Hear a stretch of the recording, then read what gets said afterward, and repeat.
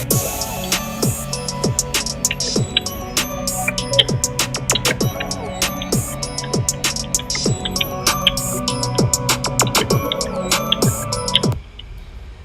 up, everybody? Welcome to the video. We're going to be breaking down UFC Vegas 21, Leon Edwards versus Belal Muhammad, and we are here on Karma Media. If you guys would, please hit the like button, subscribe if you are not subscribed to the channel.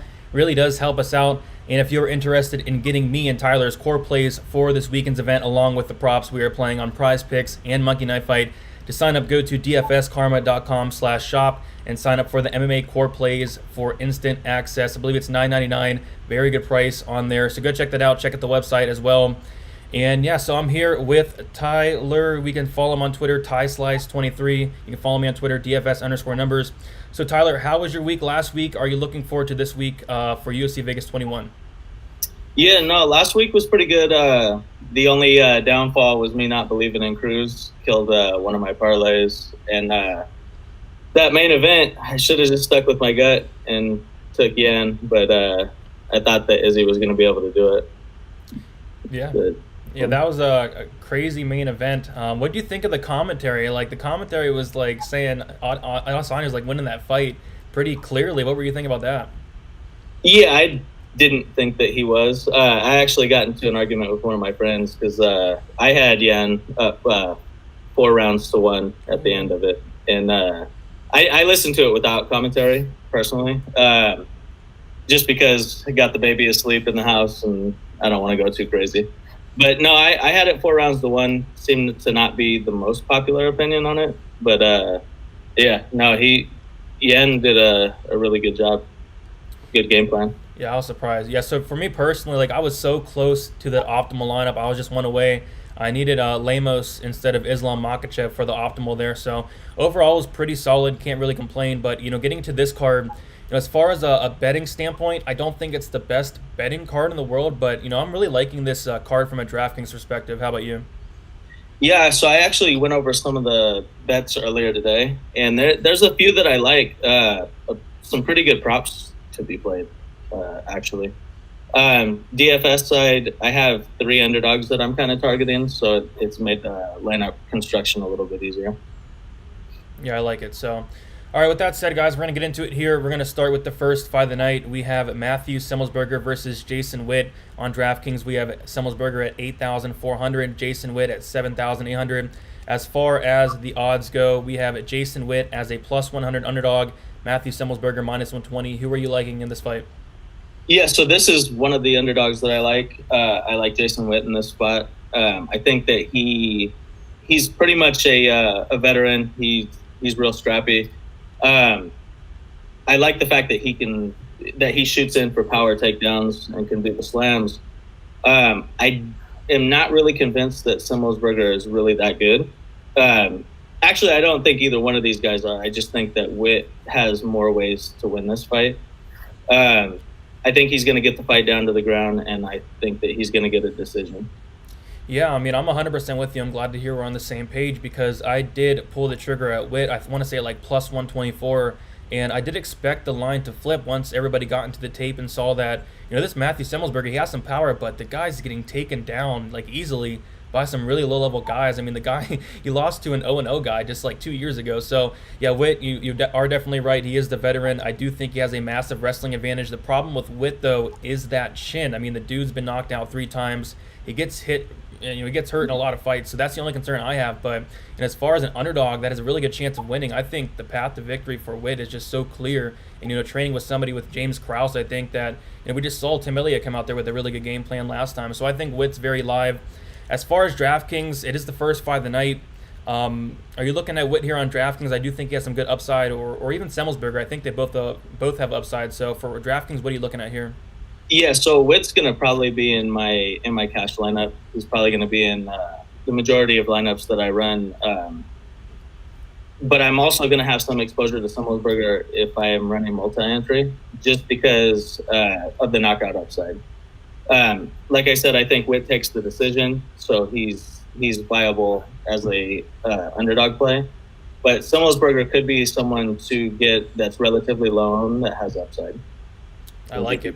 I like it. Okay, so yeah, what's interesting with these two fighters is neither guy has ever lost by decision. Semelsberger's been knocked out once and submitted once in both of his losses, and Witt's been knocked out 3 times and submitted 3 times in both of his losses.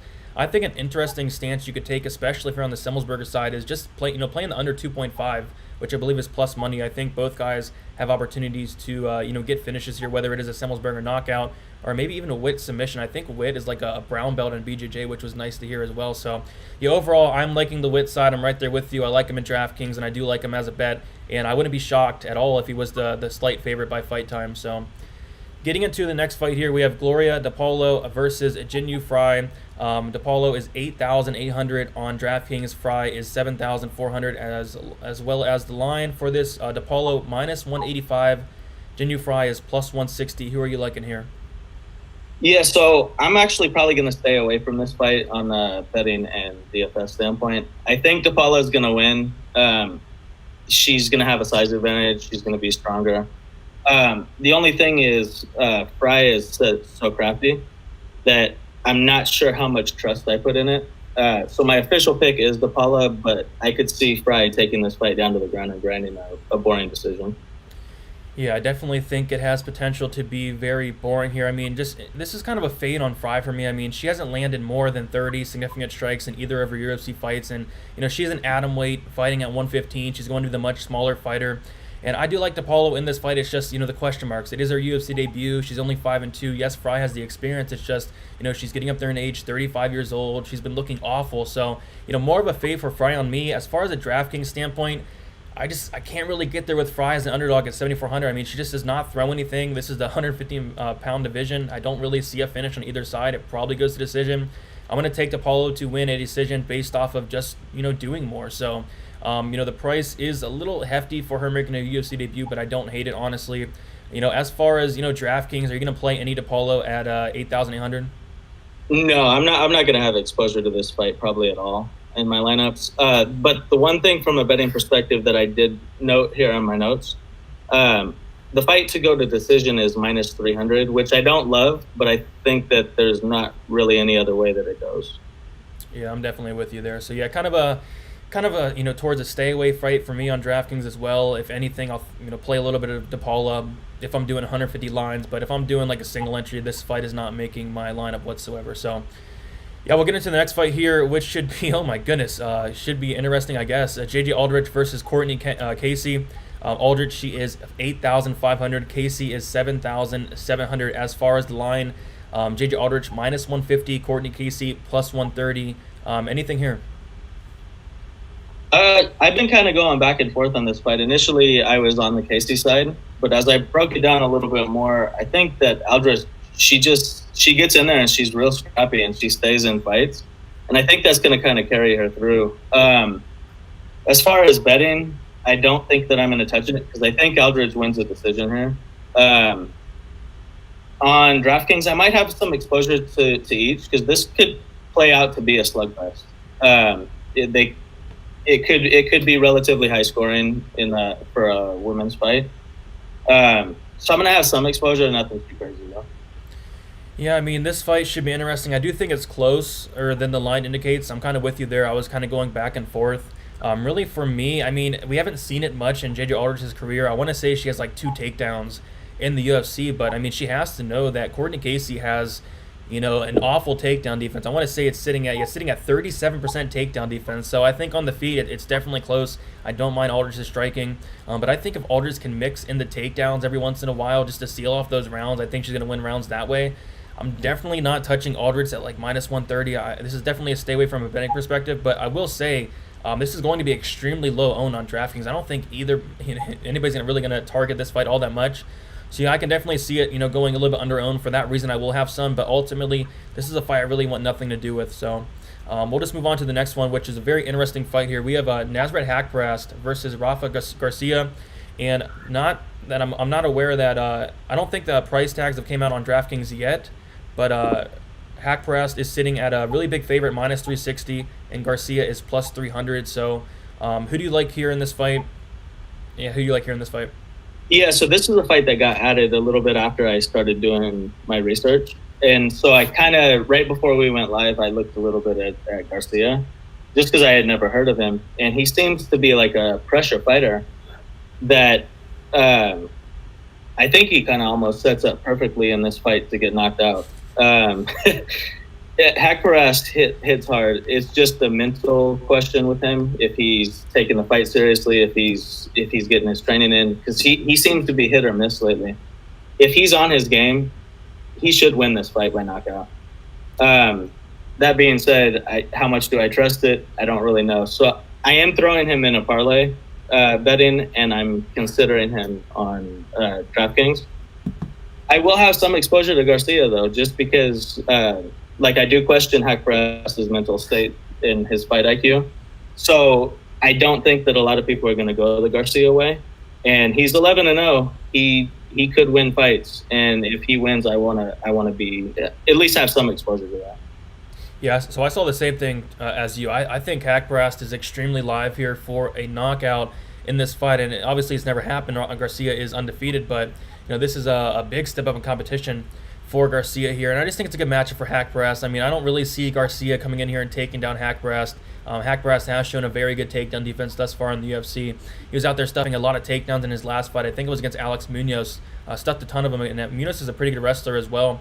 And I think the big thing for me is just the size of Brast in this fight. Garcia's a very small guy. Brast is going to have a 3-inch height advantage and a 4-inch reach advantage as well. And I think he's really live for that knockout. So we don't have the knockout prop yet out, but I do see Brast to win inside the distance plus 125. If I can get the knockout prop at plus 150, I don't mind taking a shot at that whatsoever. As far as DraftKings, we don't have the salaries, but I'm assuming Brast is going to be up there in the high 9,000s. But like you said, Garcia, he's probably going to be very cheap. Maybe he does get takedowns. He could score well, but with the size disadvantage, I just don't really see it. So I'm going to take Brast here. I'm going to take him by knockout as well, and I'm going to look for that knockout prop. So getting into the next fight here, we have Ronnie Yaya versus Ray Rodriguez in what should be a very fun fight. Ronnie Yaya is 9,200. Ray Rodriguez is 7,700 on DraftKings. As far as the odds go, Ronnie Yaya minus 280 and Ray Rodriguez plus 240. Who are you liking here? Yeah, so I'm a big jiu-jitsu guy. So Ronnie Yaya, he's one of the guys that I respect in the sport a lot. Breaking down the two fighters, Yaya should get this fight to the ground and finish it pretty early. The thing with Yaya is if he doesn't end it within a round, he gasses out completely. He has zero gas tank. So the way that I'm attacking this fight is I'm betting Yaya by submission at plus 120, but I'm also going to keep my live bets open while the fight's going on. And if he doesn't get that finish at the end of the first round, which he should be dominating, I feel like I can get Rodriguez at plus 500 or so after that. That's kind of the way I'm attacking it. After the first round, I'm going to live bet Rodriguez, but I think Yaya is going to win. Yeah, I'm definitely with you. I kind of was really interested in the Ray Rodriguez side because, like you said, if Yaya does not get that early submission, he is going to slow down. He is, I think, 35, 36 years old, so it's definitely possible. But, getting into the tape and seeing Ray Rodriguez taken down in pretty much every fight I watched, and then what did it for me was seeing Ray Rodriguez get taken down and dominated by Chris Gutierrez, the striker. Gutierrez went out there and dominated him and ultimately submitted Ray Rodriguez, which was obviously a huge red flag, because if Chris Gutierrez can submit you, I think Ronnie Yaya can as well. So I'm kind of with you. Round one, Ronnie Yaya sub. I actually like what you did there, the plus 120 for the sub, because you're taking a minus, he's 280, turning into plus 120, because if he does win, it's going to be by submission. That's what he does. He doesn't win by knockout. Maybe he can win a decision, but most likely scenario is that sub, and you're getting that plus money. I really don't hate that, so I might take a stab on that myself. As far as DraftKings goes, yeah, I think Ronnie Yaya is a very good option here. It's just kind of risky. I don't know if I'll play him in cash because, like you said, if he does not get that first round sub, it's going to be very sketchy. But ultimately, a very good tournament play for me. I'm 9,200. If he does win, it's probably a sub. It's probably in the first round, and I really think there's a good chance it happens. So are you going to take a shot on Ronnie Yaya in cash? I know it's risky, but I do think there's a lot of upside there. In cash, I'm not going to. In GPPs, I will have exposure. Just because in cash, I don't want the added risk. If I'm going to pay up for that guy, I want him to get a sure win. And if this fight goes after one, I'm not confident. No. Yeah, I'm definitely with you. So yeah, Ronnie Yaya for me, I like it. Might pull the trigger on that sub prop, maybe a first round sub prop. But yeah, I do think he gets it done. But I do think it also could be very sketchy if he does not get that first round sub. So getting into the next fight here in one of the more exciting fights on the card, we have the newcomer Marcelo Rojo versus Charles Jourdain. Jourdain is 9,100 on DraftKings. Rojo is 7,100. And as far as the line goes, Charles Jourdain minus 255. Rojo is plus 215. It looks like a little bit of money's coming in on the Rojo side. So who are you liking here? Do you like Charles Jourdain in this fight? Yeah, I do. This fight, it almost seems like the UFC wants to push Jourdain into the win column. I don't really think that Rojo's that good. I think that Jourdain could keep this fight standing and he could pick him apart. That being said, he's been able to get taken down a lot in the past, and I think Rojo's the type of fighter that could. So I'm not super confident in it, but I do think that Jourdain is in play. And what I actually did is I threw him in a parlay, betting small on him, nothing major.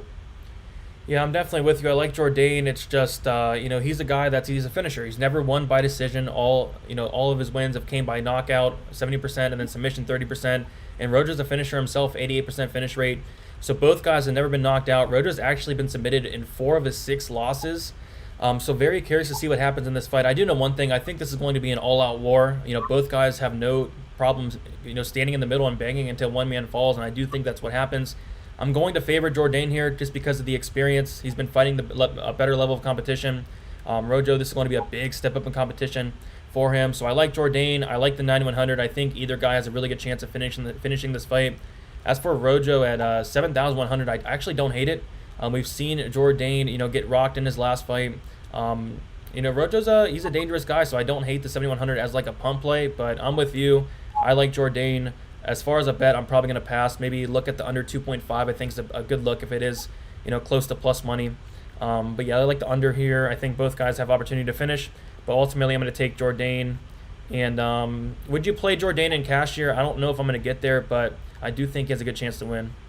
Yeah, so I actually was deciding between him and Yaya for my last spot. I don't trust Yaya's...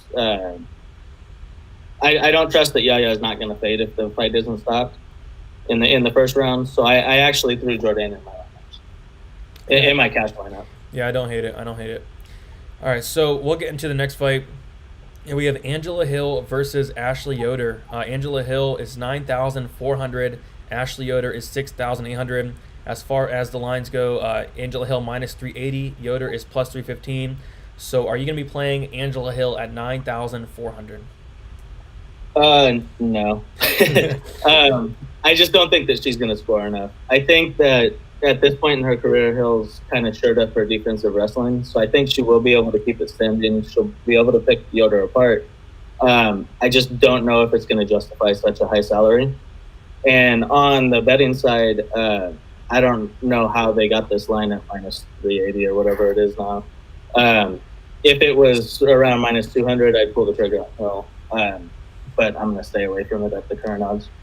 Yeah, definitely probably a good idea to stay away there. I'm with you. 9,400 on DraftKings, especially with this new scoring system that is going to favor, the wrestlers, the grapplers, the finishes. I don't see, Angela Hill coming out here and getting takedowns. That would not be smart. I see her keep it on the feet. Yes, she's going to land a lot of volume, but, since they did change the significant strikes from 0.5 to now 0.4, it's really hard to see Angela Hill, breaking the slate with... just based off of volume. She's not going to wrestle. She's not going to get much control time. Probably not a finish. So, yeah, clear fade for me. Probably a fade as a whole. Even on the Ashley Yoder side, I'm not all that tempted. I do think Angela Hill wins. Like you mentioned, her takedown defense has been getting better and better. Probably the best it's ever has been. She's able to stuff like 16 takedowns from Michelle Waterson. Very impressive. She stuffed some takedowns against Claudia Gadelha. So I see it playing it on the feet. And really, for me, Angela Hill all day. Yeah, the minus 400 is pretty steep there, but I do think she wins. I'm not going to parlay it personally, but I do think she wins there. So not a fight I'm all that interested in from a betting perspective or a DFS perspective as well. All right, so we're going to get into the main card here, and we have the first fight of the main card. It's going to be Eric Anders versus Darren Stewart. And Eric Anders is going to be 7,300 on DraftKings, and Darren Stewart is going to be 8,900. So who are you liking here? Yeah, so when Anders came into the UFC, I was really high on him, but he just looks like he's regressed so much since his initial debut. The style of fight that he fights, he leaves his chin up, he doesn't hit his angles. This is just a bad matchup versus Stewart. And I think Stewart's going to find a home for a big punch. And I wouldn't be surprised if Stewart put him out or at least dominated the stand-up. Yeah, so for me, I mean, these are two guys I typically want to fade. I mean, Darren Stewart's somebody that has a pretty poor takedown defense. Yes, it has been improving, low volume himself, but Eric Anders is somebody that's extremely low volume, and it's just whatever you want this guy to do in a fight, it just seems like he does the opposite. Like, yes, he probably has a path to victory to come out here and take down Darren Stewart, but will he? Probably not. He doesn't have the best cardio. He is 33 years old, and I do think Anders is on the decline. So for me, yeah, I like Stewart. I think this has potential to be extremely boring with both guys not doing much, but I do think Stewart's going to be doing just a little bit more volume, edge out a decision there. The thing about this is both guys are very tough. Both guys have actually never been knocked out, so I do think it probably goes to decision. Both guys hit decently hard, but the guys' chins are there for sure. So as far as DraftKings for me, I mean, it's really hard to get there for Anders. I mean, I see a path to victory. It's just I don't see him using it. And as far as Stewart, I think it's going to be hard to take down a guy like Anders, has pretty solid takedown defense, and I do see this being boring. So for me, I'm probably going to fade this fight completely. Do you have any interest in this fight on DraftKings or even betting Darren Stewart? Yeah, just because I think that Stewart could end up getting a knockout. I think that the way that this fight pans out is going to be on the feet. Anders has the potential to gas, and I think Stewart is better in stand-up. So I'm kind of leaning towards playing him in my lineups. Yeah, I mean, I can definitely see like a late finish because you're right, Anders does gas. So we'll get into the next fight, and I'm really excited for this one. We have Manel Kape versus Matheus Nicolau, the return of Nicolau, somebody that was in the UFC, a few years ago when 3-1 ended up getting cut after getting knocked out. And he's sitting at 7,500 here on DraftKings. Manel Kape, 8,700, coming off of that pretty awful performance against Alexander Pantoja. As far as the betting line goes, we have Kape as a favorite at -135. And Nicolau is +115. So who are you liking here? So I really like both of these fighters. So Kape was really hyped coming into his last fight versus Pantoja, and I thought they threw him in versus the top of the division that the UFC thought really highly of him. His fight IQ was terrible. Just had a terrible showing, and he's coming back a few weeks later to fight. It kind of tells me that he thinks that he could have won that fight. The UFC still sees potential in him. I don't love the matchup with Nicolau. I think Nicolau is a pretty good fighter, but I don't think I'm ready to give up on the hype with Kape. And you're getting him right now at like -125, 129. And I think that there's value on that line for me. Just because I'm still seeing something in him, and I'm hoping that the IQ has not carried on to this fight also. Yeah, I mean, I don't hate it. I mean, it's tough because, man, like, what was he doing in that fight? Just not throwing anything and then, just dancing around. It really wasn't a good look for me. And, I had Pantoja. I actually bet Pantoja in that fight because I thought, Pantoja would work that ground game. I have seen Kape taken down. I've seen him controlled on the mat. But he really didn't even need to do that. In this fight with Nicolau, it's just tough because, the chin's probably not there for Nicolau. I've seen him hurt quite a bit. I think he's been knocked out twice. So I think a Kape knockout is very likely. But if he does not get that knockout, I'm really concerned about the volume of Kape. And I'm also concerned about, what happens if Nicolau does take this fight down to the mat. So, I think this is a close fight. On DraftKings, I'm probably going to be playing both sides. I don't hate the 8,700 for Kape. And I don't hit the 7,500. If Kape wins, it's probably by knockout. If Nicolau wins, it's probably, due to the volume, maybe getting takedowns. But, yeah, definitely a tough fight to call. I'm probably going to pass from a betting perspective. Maybe look at the under. The under could be a decent option as well. But, yeah, any betting opportunities in this fight that you're looking at? Yeah, so I'm going to stay away from the props. I'm just going to take Kape straight. I got him at -129 this morning, and I didn't really hate that. I thought there was value enough on that I didn't have to look at any of the props. Yeah, not a bad line there. All right, so, yeah, we'll get into the next fight here, and we have Jonathan Martinez versus Davey Grant. And Jonathan Martinez is going to be 9,300 on DraftKings. Davey Grant, 6,900. As far as the line goes, Jonathan Martinez is going to be a decent-sized favorite, minus 320. Davey Grant, plus 260. Who are you liking in this fight? Yeah, so I love Martinez in this spot. I think he's the better fighter everywhere in this fight. I think it stays standing and he just punishes Grant. I don't love the line, but I am throwing Martinez in a parlay. But one caveat to that is I'm going to watch the weigh-ins before I actually place the bet, just to see how Martinez looks. The weight cut that he has is usually pretty tough. So if he looks drained at the weigh-ins, I'm probably going to fade the fight. If he looks fine, I'm going to throw him in a parlay. Yeah, definitely not a bad look there because, the weight cut is a big issue for me as well. But, yeah, I'm with you. I like Martinez. I like him as a parlay piece as well. But, yeah, I was thinking the same thing, like wait for the weigh-in, see how this guy looks. If he looks good, throw him in a parlay, all good. Yeah, I'm with you here 100%. Like, Martinez is going to be the better fighter. Pretty much everywhere. I mean, even the ground game is what I was worrying about at first with Davey Grant. But even then, like, Davey Grant's somebody that, he's been submitted in all of his losses. He's never lost by knockout. Davey Grant's never lost by submission or decision. When Davey Grant loses, it's by submission. And I thought that Davey Grant could come out here, take down Martinez. But, watching Martinez, I was actually kind of impressed with his ground game. He has good reversals, and he throws the submissions off his back.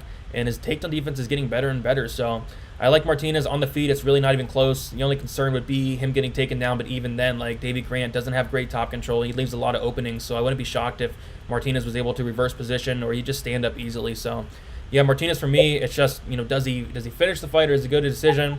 I'm more so leaning towards decision, but definitely a parlay piece for me. And as far as DraftKings, the steep price tag, $9,300 for Martinez on DraftKings. Are you going to be playing any Martinez?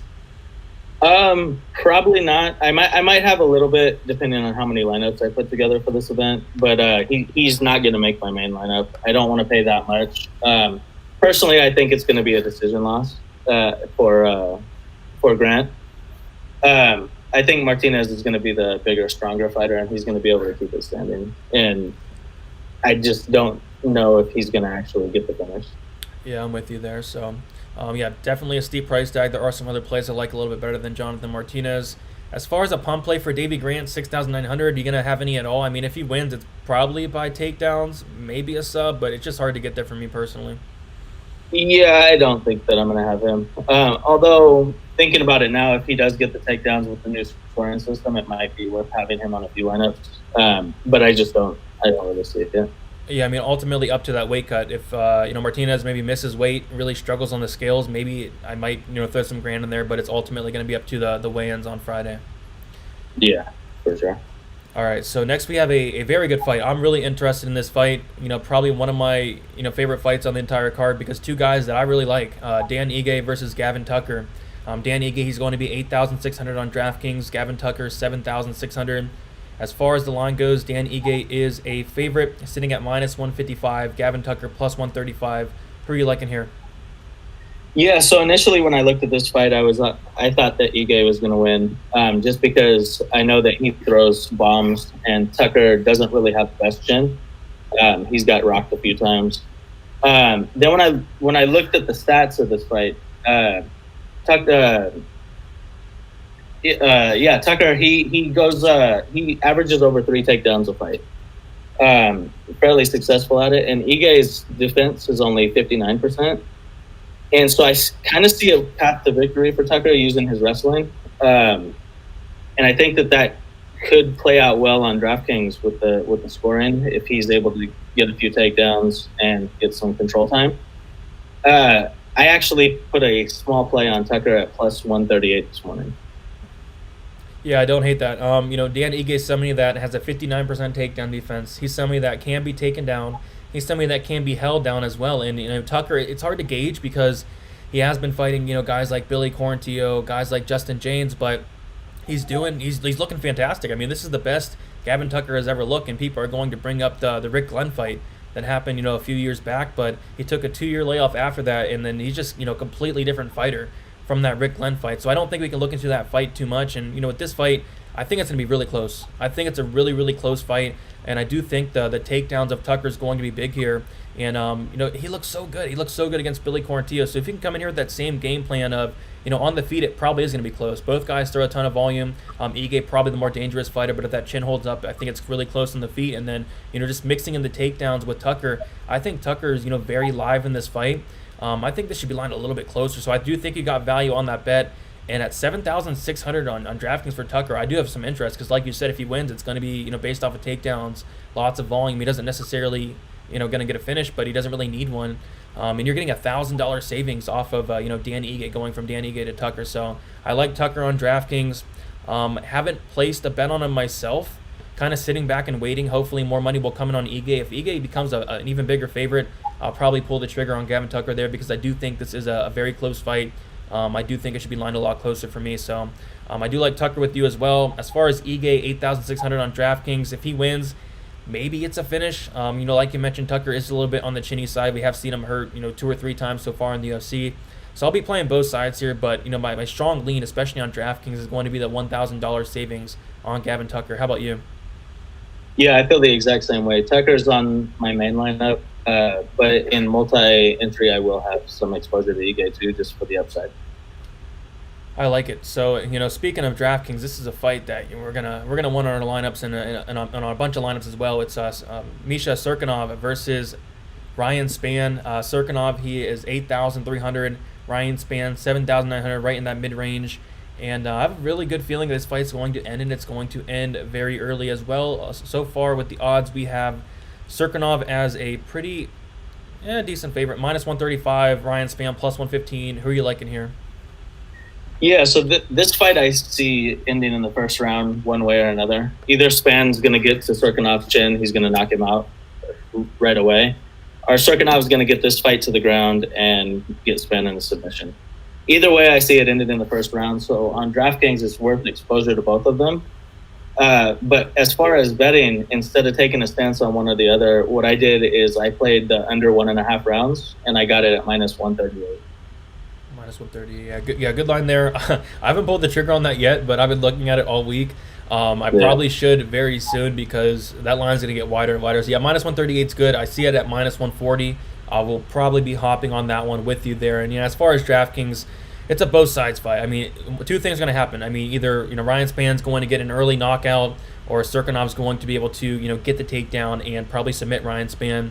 And I am leaning more on the Cirkunov side just because, the dude is very strong, very good wrestling, and not many people have tried to take down Spann in the UFC, but when they have, they were very successful in doing so. His takedown defense does not look great. I'm sitting at 60%. I do think Cirkunov gets down Spann, and once he does, it's going to be in his world. But, if Spann's able to either, A, stuff a takedown, or B, just, knock him out before he's able to close distance, Spann's obviously very live as well. So the pick for me is Cirkunov. But the best bet is probably that that under 1.5, and I think the fight doesn't go to decisions. Probably a good parlay piece as well. It's really hard to see this fight going to the scorecards or even going to the second round personally. So definitely a fight I want on DraftKings. So what's your exposure going to be like this for this fight? Are you going to be like 90% exposure total, maybe 100% exposure total? What's your exposure going to be like for this one? I haven't decided yet. I am going to have a lot of either side. I might have about 80% and then do 40-40. I think that might be the best way to attack it. You're leaning towards the Cirkunov side. I'm leaning a little bit more towards the Spann side, just because I don't trust Cirkunov's chin at all. Yeah.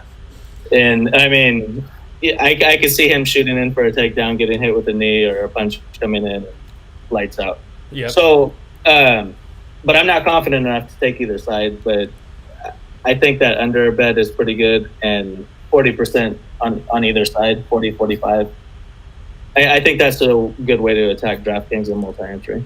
Yep, definitely agree there. So now it's time for the main event of the evening, and Leon Edwards versus Bilal Muhammad. We have Edwards 9,000 versus Bilal Muhammad 7,200.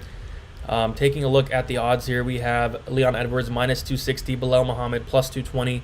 Who are you liking here? Yeah, so I've been trying to talk myself into Muhammad just because I'm not a Leon Edwards fan, and I just can't do it. I think that Edwards is going to pick him apart on the feet. Muhammad's very hittable. Muhammad's path to victory is taking the fight down, and he's just not really that great of a wrestler. He's a high volume wrestler, but he only lands 28%. I think Edwards is going to be able to keep this fight standing, and he's gonna pick him apart. I'm not sure how fast he gets the finish, but I think it's one-sided on the feet. Yeah, I'm with you. I mean, the big thing for me was just how good of a takedown defense Edwards has, and yeah, you could probably take him down, but holding him down is a whole other story. I mean, very good get-up game, very good scrambles, able to get up pretty easily, and I don't think Belal Muhammad has the best top control whatsoever, and taking him down and Edwards getting back up, that's only going to tire out Belal Muhammad if he keeps doing that. And like you said, on the feet, it's pretty much Edwards all day. He's very hard to hit on the feet, and Muhammad, is opposite. Muhammad is very hittable. So I'm with you there. I like Edwards. As far as DraftKings, Edwards sitting at 9,000. I mean, I don't think that's an awful price tag, just because you're getting 5 rounds to work with. And I think if anybody gets finished in this fight, it's going to be Muhammad getting finished. We've seen Muhammad knocked out before. We've seen Muhammad dropped 6 times in the UFC. So maybe Edwards can rack up some knockdowns, maybe get that finish as well. So I actually don't hate the Edwards side at 9,000. Are you going to be playing Edwards at 9,000 as well?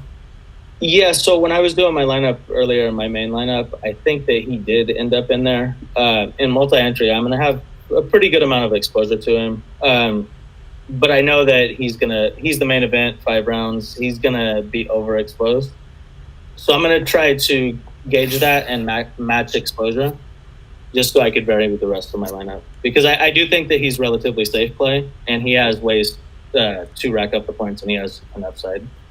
Yeah, I'm with you. I definitely have concerns about it because of that ownership. He's going to be very high owned. Kind of like an Adesanya situation where I don't see Edwards going out there shooting for takedowns. I don't see him getting much control time. I mean, I think he could, but I don't really see it happening. Might as well just keep it on the feet and keep it standing. But the takedowns could be there. Maybe he mixes in a couple, but I just don't. I'm worried about the ceiling of a Leon Edwards because he's very low volume, lands about 2.5 significant strikes per minute. I just think Muhammad coming forward is going to kind of force Edwards into striking more, throwing more volume. So I do think the volume, with 5 rounds is going to add up. Sprinkle in a takedown or 2, maybe some knockdowns. I don't think 9,000 is all that bad of a price tag. So I don't hate Edwards for me. Are you gonna be throwing Edwards into a parlay or anything, or are you gonna be passing from a betting perspective? Yeah, so I'm actually looking at a parlay with him and Hack Brast. Pretty much, it's not gonna make a lot if it hits, but I think it's pretty safe for the most part. Yeah, I'm probably just doing a 2-fighter part like I posted. Yeah, I don't hate that whatsoever. So, any final thoughts for the card? Anything you want to shout out? The floor is yours here. Yeah, no. So this fight card doesn't have the same name value as last week, but there's some really interesting fights, and I think this is going to be pretty action packed. And it's a early start time on ESPN Plus, so it won't go too late into the night, especially for those on the East Coast. Sweet. So yeah, I just want to remind you guys, if you guys can please like the video, does help out a ton. Subscribe to Karma Media here, would really appreciate that. And then if you're interested in getting me and Tyler's core plays for this weekend's event, along with the props we are playing on Prize Picks and Monkey Knife Fight, to sign up on dfskarma.com/shop and sign up for the MMA core plays for instant access. You can follow me on Twitter, DFS_numbers. You can follow Tyler on Twitter, TySlice23.